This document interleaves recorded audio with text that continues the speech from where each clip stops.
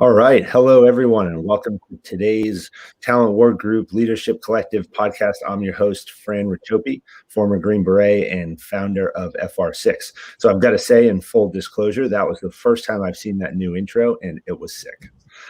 So we've stepped up our game. If you're one of those, one of our loyal listeners who's tuned in to a bunch of these things over the last couple of months, then you know that was new to everybody. If you're a first-time viewer, then welcome.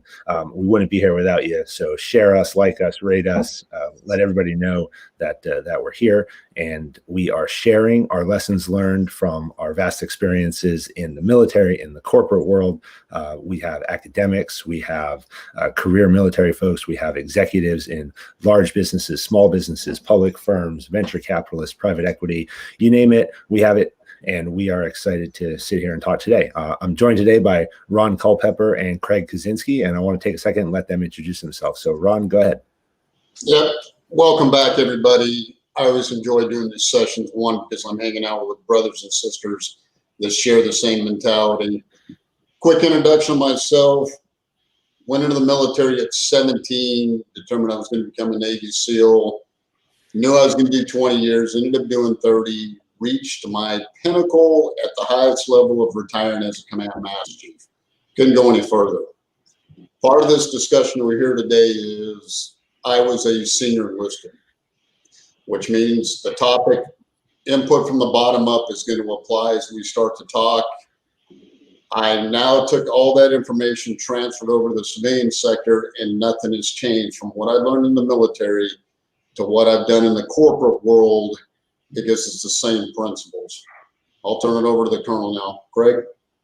Hi, Ron. Thanks. Hey, Fran, Naraya, thanks everybody for asking me to join. First time joining in. Really appreciate the opportunity, and I'm very honored to be with the Talent War Group here. Just a little about myself. Everyone's a product of their experience. No one likes talking about themselves, but I spent 28 years in the Marine Corps as an officer. I'm the son of enlisted Marines, including my father, combat wounded Vietnam vet. So that shaped a lot of the way that I approached life. I'm the father of an enlisted Marine, a son who's done 5 years and came out as an infantry sergeant. And I retired about 5 years ago for a job in the private sector. Worked in the private sector and the corporate world for a while.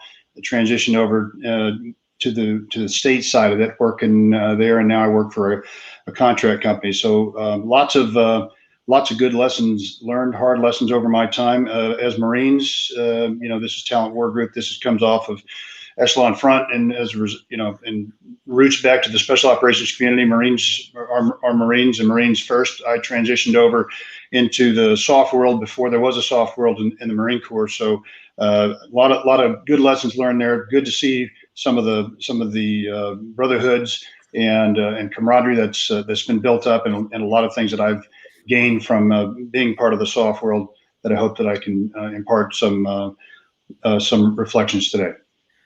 All right, thanks, Ron and Craig. So, Nair, I can't let you off the hook. Part of our job here as leaders is to develop junior leadership. So, go ahead and introduce yourself for everybody. Hi, everyone. I'm Nayara. I am currently an undergraduate in international business and French at Glen University, And I work with EF Overwatch and Talent Work Group. All right. One of the biggest things that Nair is going to do for us in this conversation today is she's going to roll it up at the end and she's going to let us know what the top points were. Usually she gives the top three, and it's kind of a little competition to see who gets in the top three. But there are three of us on the panel today, so I hope she's not going to be fair and give each of us one. She's got to be truthful and honest. So when I get all the top three, that's okay. You can tell everybody. All right. Today's conversation is going to be about what I've called top-down versus bottom-up leadership, and really the difference between the two and how your organization approaches decision-making and planning. And so there's a perception, and what I'll call a misconception in the military, that everything is top-down. And what I mean by that is that decisions are centralized at the top, that all the plans are centralized at the top, and that those in leadership positions have to come up with everything and then tell everybody below them what to do. And if you sit in the more junior ranks, that your job is to just do what I call sit and wait on the man, wait on the word, right? Wait to be told what to do. And that's actually not how it works at all. In fact, if you're fortunate to serve in special operations and almost in any organization in the military, it's very much a collective approach to planning. And what I mean by that is bottom-up input is valued and critical. And what you find is that leaders are often the ones who have the worst ideas. I know I did. When I was a detachment commander, I literally had the worst ideas all the time because my team and those who served under me, they'd been there for 15, 20 years. They'd seen so much more than I had when I came into that organization. And my job in that organization as the leader was to bring them the resources and bring them all of the outside things that they needed to be successful. And so I want to hear from Ron. I want to hear from Craig. I want to talk about this, but I also want to talk about the fact that decisions are centralized at the top, and leaders have to take that bottom-up input. They have to value it, understand it, but also understand that it's their job to make a decision based on that input. So with that, I'm going to turn it over first to Ron, and let's get some opening thoughts. So, Fran, this is what I love about these discussions. Because anything we did in the military, this is where our views are not only paid once for my salary when I was in the military, now you get it again because I can take what I learned and transfer it to the private sector. Every company knows that your most valuable asset is your people. Then when you start taking the nuances of it, what you're trying to accomplish, it still boils down to those people trying to accomplish that task. So if you want to take what the military has done since 1776, take that model and apply it to your business, you'll see the commonalities that make a success. When you take the military as a whole, there are very few officers, but a lot of enlisted people. There is no way that an officer could have the success by himself without that input coming up from the bottom to accomplish that mission. Colonel, do you have anything to add to that?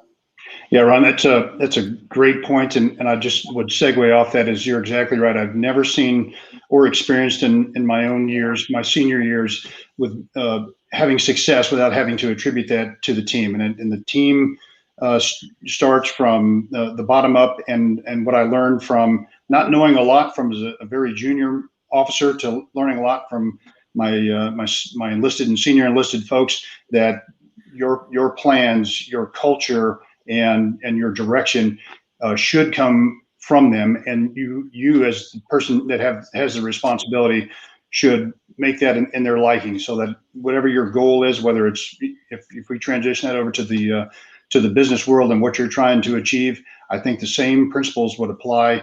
Brilliance in the basics, making sure that everyone feels that they're important, that they have a say in what's going on, never discourage their creative thought, and then bring it all together with a sense of camaraderie.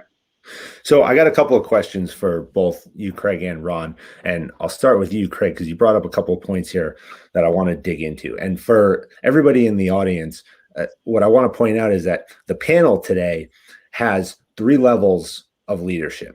You have Craig, who served as a senior officer at the most highest level, so essentially, our C-suite executive. You have me, who served as a middle level officer, so mid-management, and you have Ron, who served as a senior enlisted leader. And In the military, you would have had a kind of a ranking. Now, we can argue all day, and Ron would be the first to tell you that he had probably the most authority out of all of us because he's the one who had to actually get things done. And that's the way organizations will work, right? You have C-suite executives, you have day-to-day managers who have to execute on the vision of the senior managers, and then you have the people who actually have to get it done every single day. And that's how, so this panel is constructed in kind of that concept so we can have a conversation from all different angles. Now, Craig, when you sit at the top of an organization and we talk about how are you going to empower those junior leaders to contribute input, how do you develop that culture? Because it's so easy as a junior leader to sit back and say, well, I'm just going to wait until I'm told what to do and how to do it. Yeah, great question. It does come down to culture, and each service certainly has its own unique culture, and even within the service itself, various types of specialties have very, very unique and different cultures.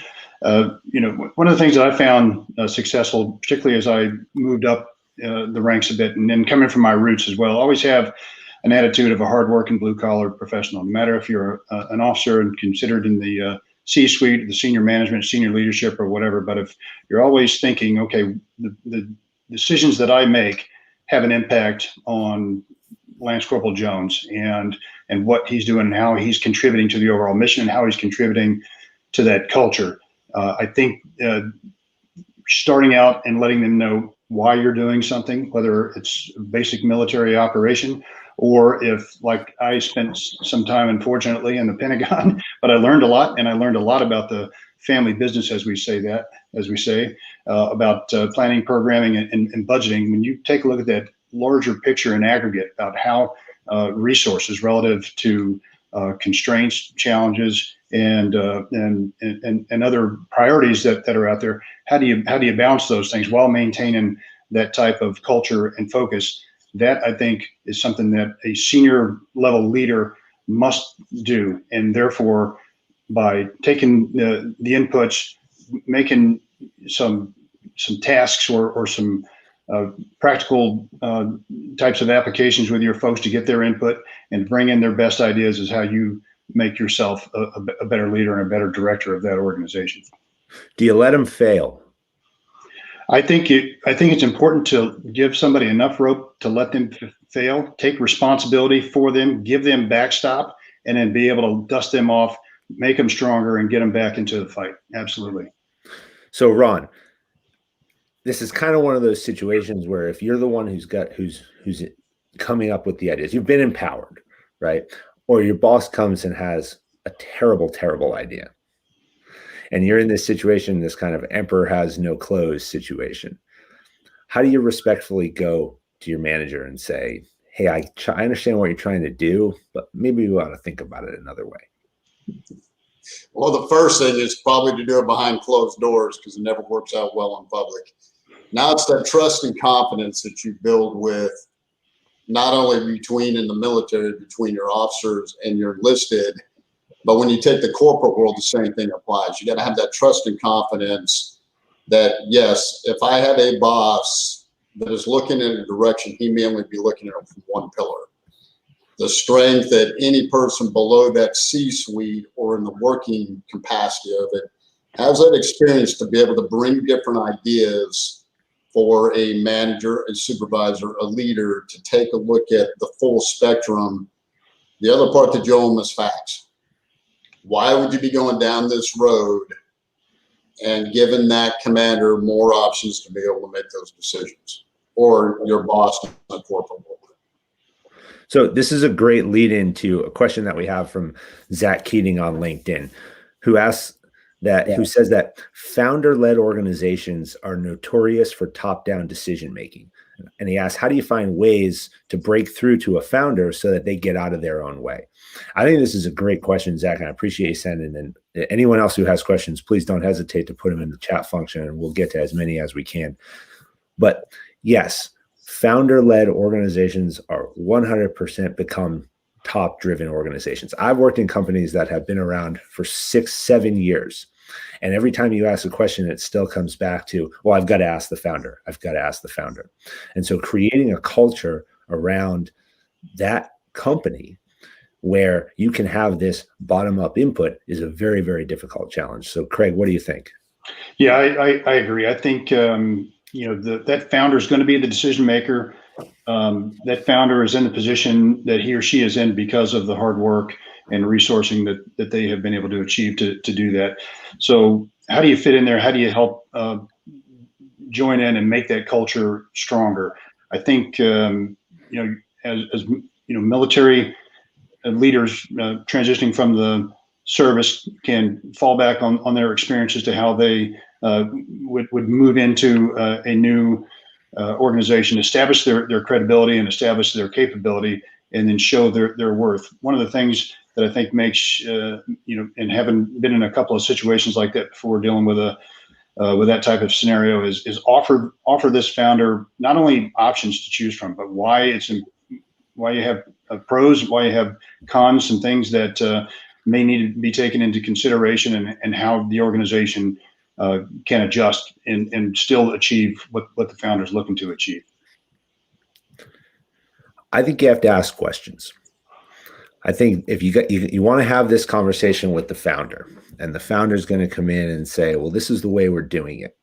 But you've come in, you've been hired for a reason. There's a reason you were brought into the organization, whether that was to grow the organization, whether that was to lay a foundation, whether it was to formalize process. There's a reason why you were brought into the organization. And so you can start there. And then you can go to the founder and start to ask, well, tell me why you do it this way. Because if you can understand their perspective, then it becomes a learning exercise for you to understand the driving reasons behind these decisions, because there may be something that you don't understand. But it will also start the dialogue, because then you go back to the first point that I made, which is you were brought there for a reason. And so as the founder opens up about why they've made certain decisions to do certain things, it allows you to say, well, that's interesting. I've experienced something like this in the past, and we've solved it in these manners. And now you provide that alternate course of action, or that other option that Craig talked about. That being said, you may still, and I've experienced this all the time, experience pushback. And so I have a mentor who is very senior in the security industry, and he told me once, and I'll never forget it, and I tell a lot of people this, he said, you cannot jam anything down anyone's throat. And so you have to be able to take a step back when you get the pushback and then say, well, you know what? I know that you don't agree with me right now, but I'm going to step back. We're going to do it your way and see what happens. But then be there when it fails. Be there when it doesn't go perfectly. And then give that subtle reminder. Hey, remember when we talked about this? Remember when I had this other option? Maybe we should try it this way next time. Ron? So when I take a look at, and I'll use the founder, a boss, somebody who's stuck on one idea and the colonel hit it, courses of action. So if I can take that issue and give you viable options, the bottom line is it boils down to risk. If a founder is looking at a specific way he wants to do it, he's evaluated the risk, and most likely it's based on financial. But if you can do courses of action that display that risk, show successes and the pros and cons, that will help guide maybe a different direction, especially if you're giving the input from the bottom up that would help that company succeed. I want to talk for a second about accountability versus responsibility, because there's a subtle difference between the two, but they're very important. Craig, we talked about this last night when we connected, and I thought you had some really good insight on that. Absolutely. I think as you apply, just some basic military experiences to how it could translate into the civilian world and marketplace, your junior leaders, your Marines, your troops, your employees have a job description. They're accountable to do those things in their job description. And that's what you rely on for. That's why they were hired. But at the end of the day, the leader is responsible for making sure that all of these things happen. All of these things come together from a very mechanical perspective. The other piece that's important to that is the leader is responsible for overall success. So those intangibles that are placed in there that fall way outside of a written a position description or a job description are the things that a leader needs to be responsible for figuring out, needs to be responsible for influencing, motivating, and then communicating that across the breadth of the organization. So that reflects not from the leader, but reflects from the organization.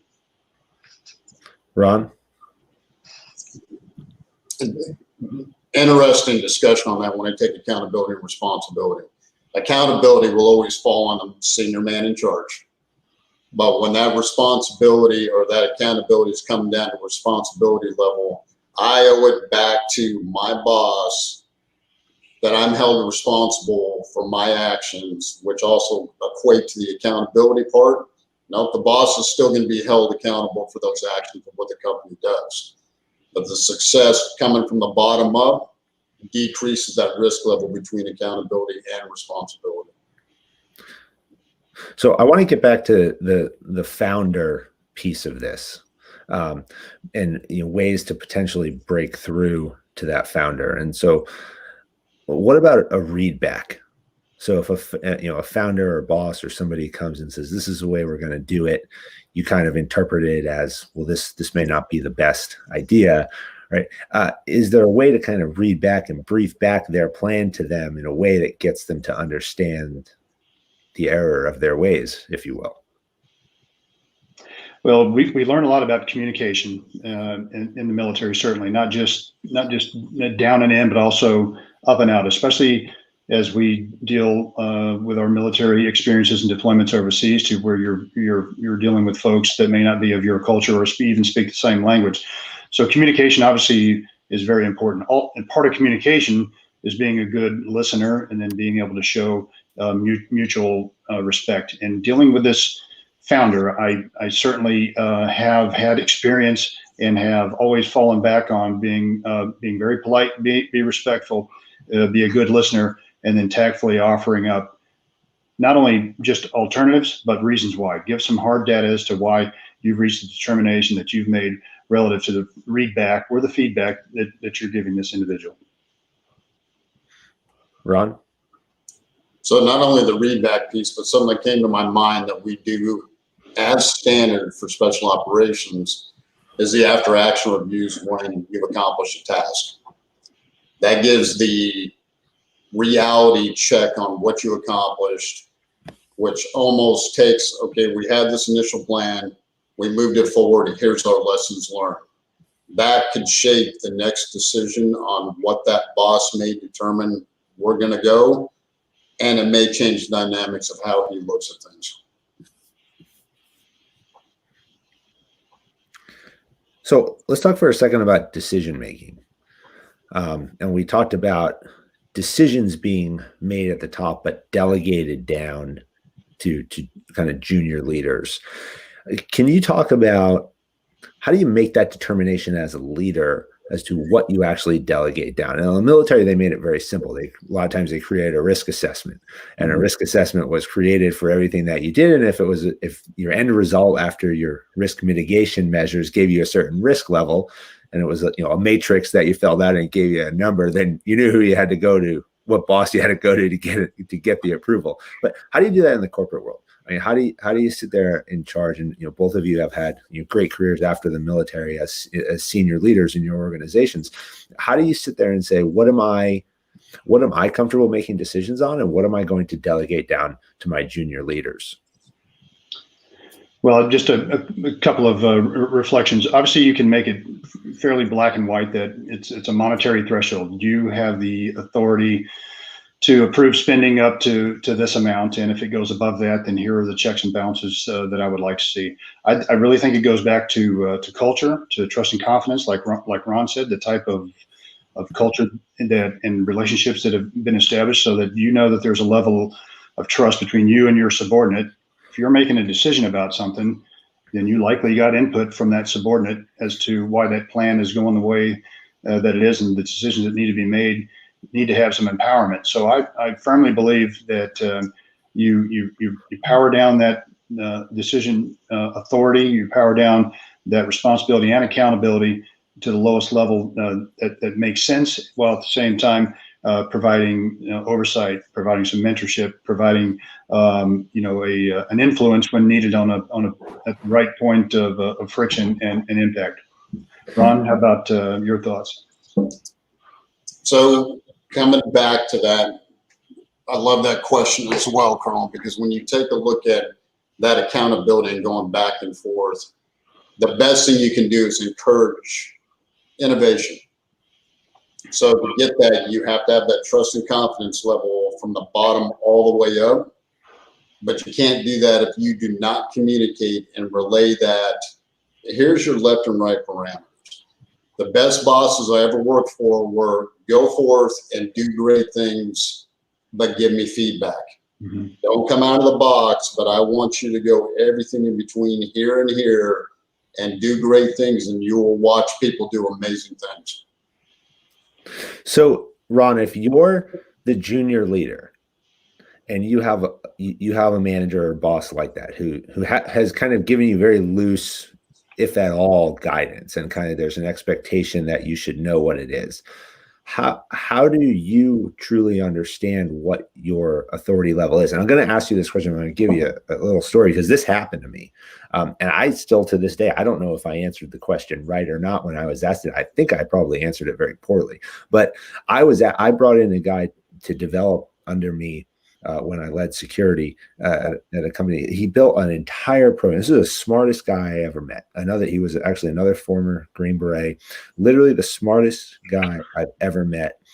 Came in, built an amazing organization under me. And one day we're sitting in for our weekly one-on-ones, and he says, "What decisions do I need to come to you for?"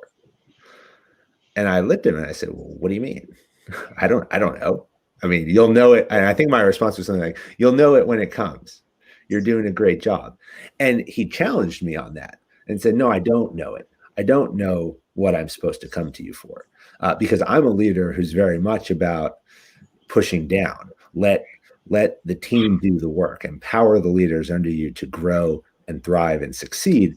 Tell me when you're uncomfortable. Tell me when you need something. Tell me where I can bring you additional resources." But that doesn't always work for everybody. There are a lot of people who need to understand very clearly what they're able to do. So that's the communication piece back and forth. Like good bosses already know their left and right parameters. If I take going back to the military, commanding officers will always have their mission statement, and then they will expound on their commander's guidance. That is the left and right. So when I come down to the lower level and I'm talking to a junior officer, the first thing I'm going to do is help them frame what they're trying to accomplish. Give them feedback, but also start to help them define, here's your side, here's what we do, and then in between is this gray area to where, do you want me to make the decisions, yes or no, with your input? Fran, to dovetail on that, just thinking about the art and science of this piece in the military, it kind of comes second nature to us, and I think we take it for granted, forget this. So as I started working in the civilian world and I started looking at that very thing, okay, what do I need to come to you for decisions? What things do you expect from me?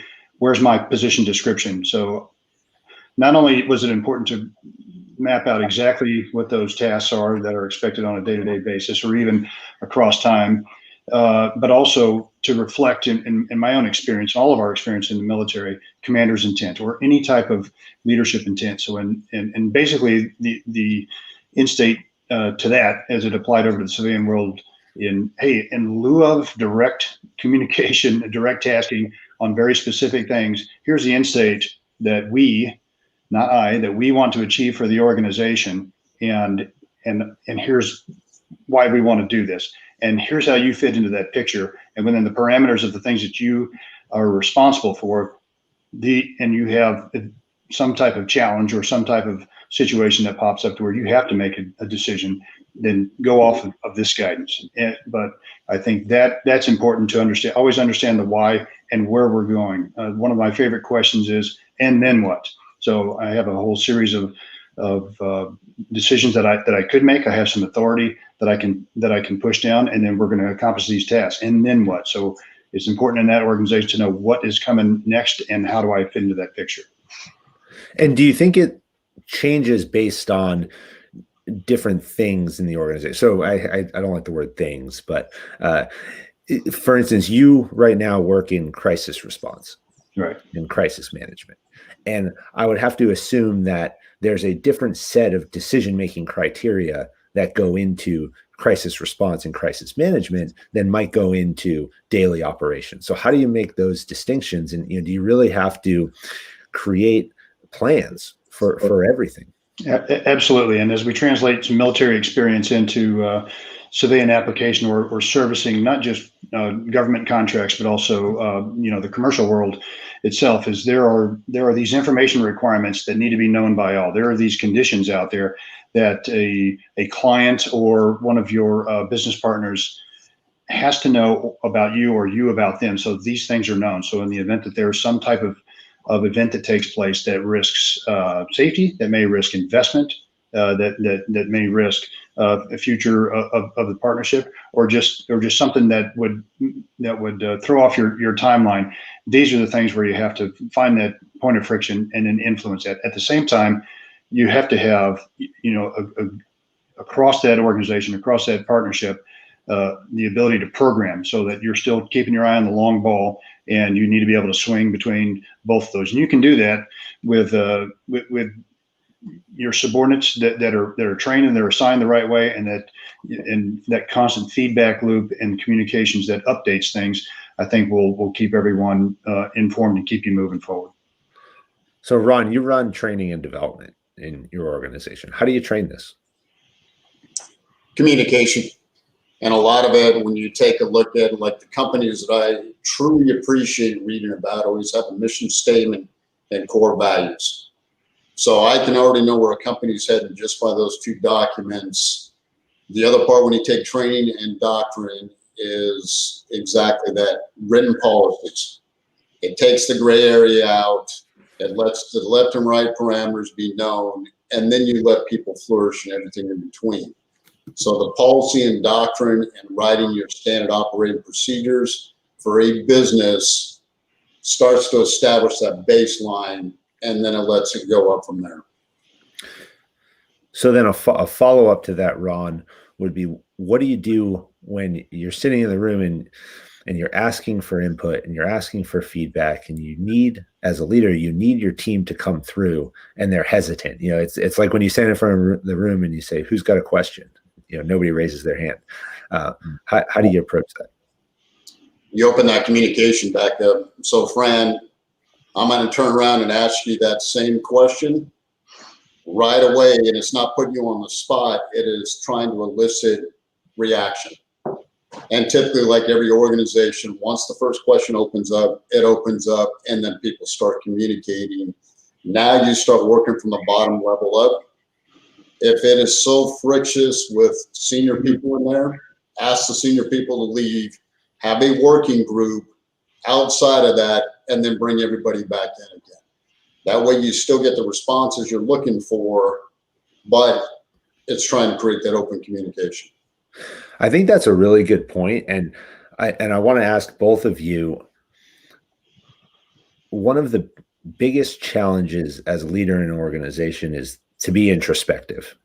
And, back to kind of being a founder, a lot of founders think, and will think for a very long time that what they've built is the greatest thing because it's their baby. That's what, they've put their hard-earned time, effort, dollars into it. And there's a lot of times where people look at it and they say, well, I built this, and because I built it, it's the best thing.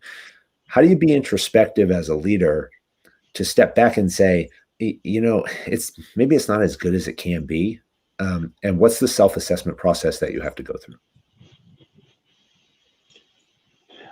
Just a couple of recent experiences helped me kind of conceptualize that dynamic a bit. A little bit different than the military. In the military, you have 2 to 3 years in one place. You have a job. You have a defined end state. You want to get there. You have yearly reviews. You want to come out. You want to leave the organization and the mission better than when you got it. On the flip side of that is my experiences changed, and I was working in quite a bit of a different environment.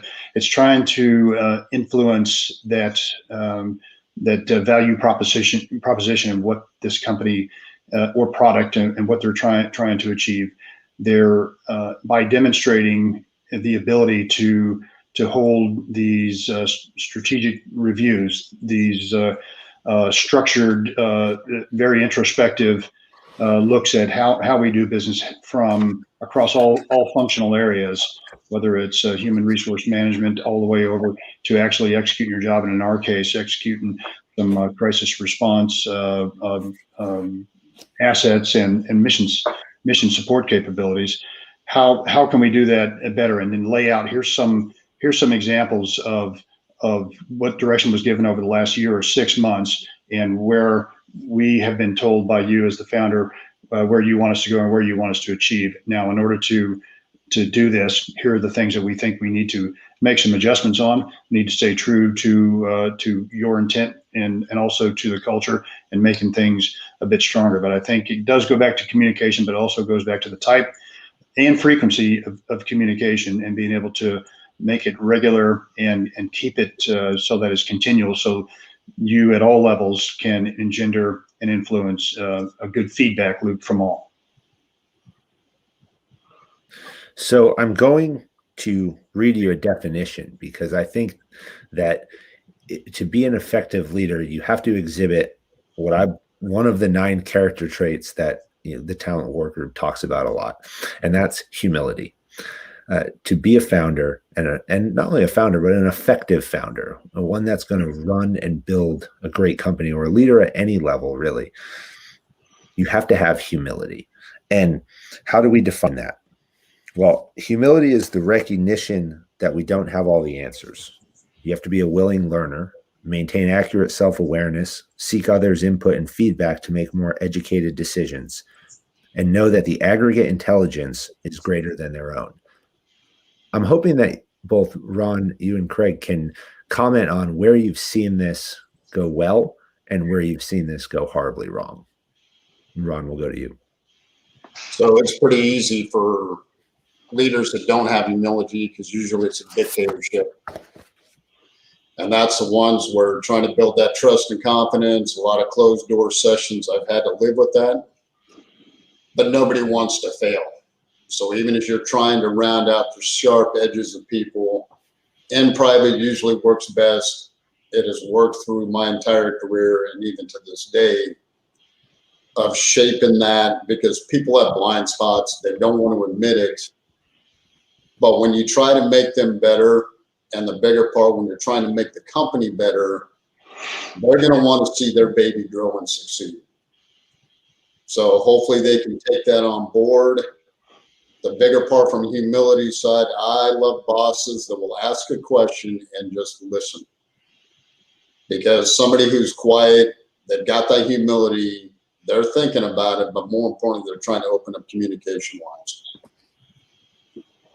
Yeah, I think a lot of times it needs to be demonstrated subtly, that sense of humility, by showing that you're a listener, by demonstrating and showing that it's not I, me, and my, but it's all of ours, and then I think it's important to brag on your people, whether it's in the military or your employees, and show how much value that they do bring. I think walking the walk is probably the most important way to show that you're a humble leader.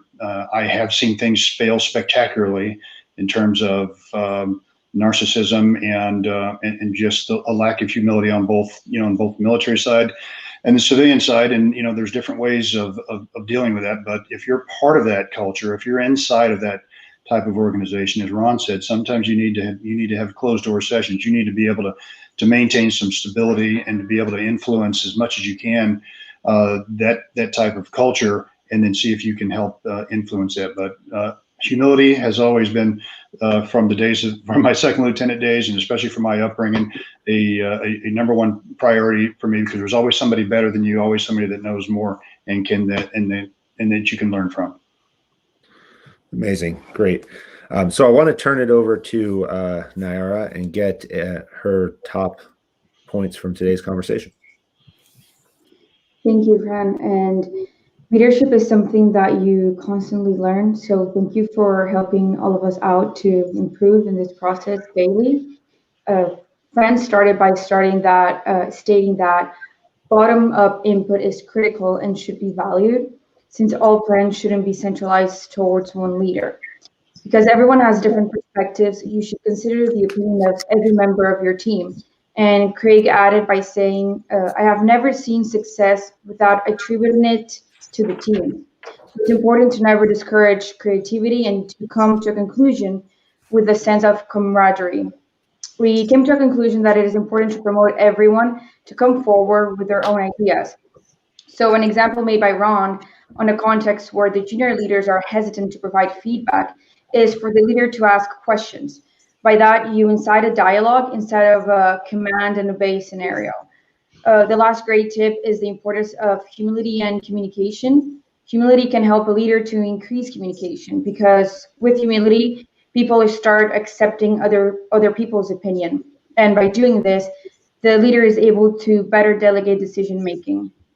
Craig emphasized how the culture in the organization is intrinsic because it creates accountability, trust, and respect amongst the entire team. It basically boils down to direct communication.